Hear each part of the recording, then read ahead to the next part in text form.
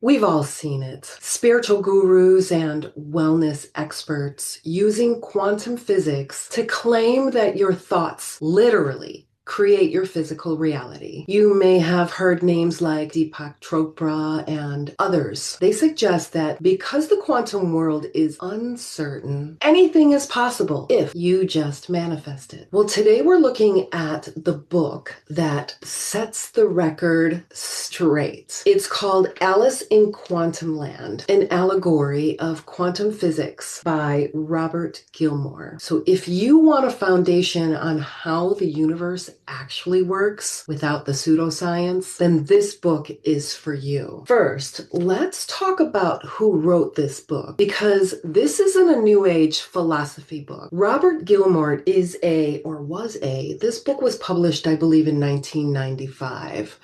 But he was a lecturer in physics at Bristol University and has spent his career at the world's top laboratories, including CERN and the Stanford Linear Accelerator Center. So he uses a framework of Lewis Carroll's Alice to create an allegory. And this is a narrative that describes a complex subject under the guise of a story. And we all know the story of Alice in Wonderland. He argues that because quantum processes are so different from our normal experience, analogies or allegories are the only way to make these concepts acceptable to our way of thinking. So one of the best sections for those of you who are tired of the quantum woo, chapter 2 is for you, the Heisenberg bank.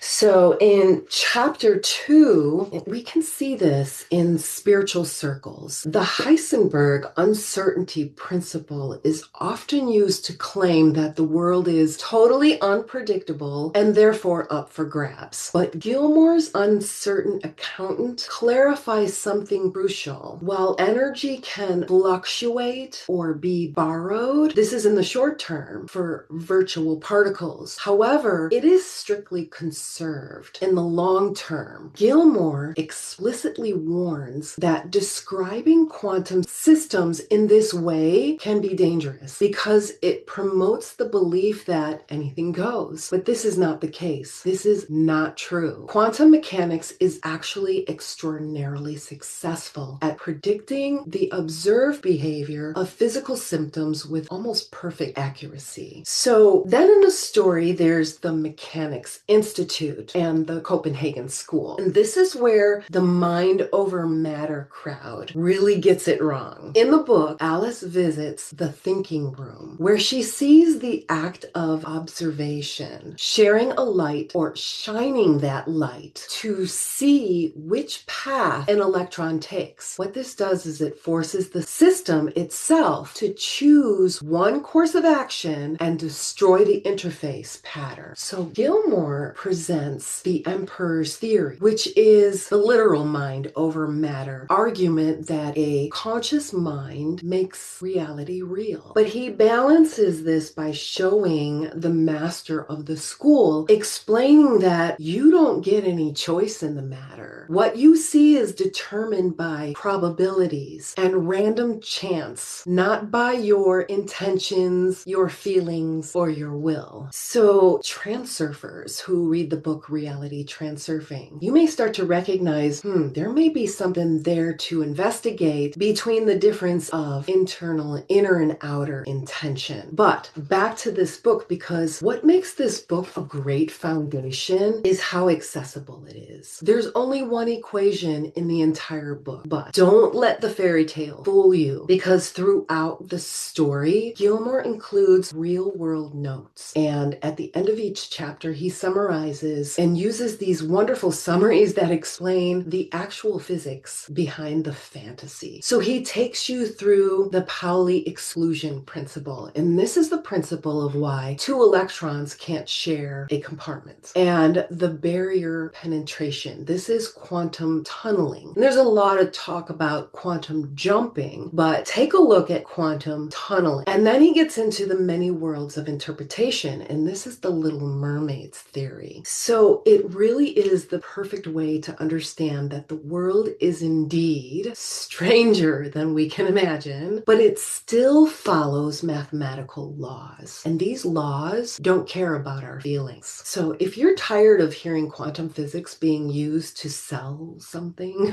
pick up this book, Alice in Quantumland. It's brilliant, it's whimsical, and scientifically accurate. It's a beautiful ride through the subatomic world, and it shows that you don't need to make things up to find the universe fascinating. I'll leave the link to the book in the description, and keep being amazing.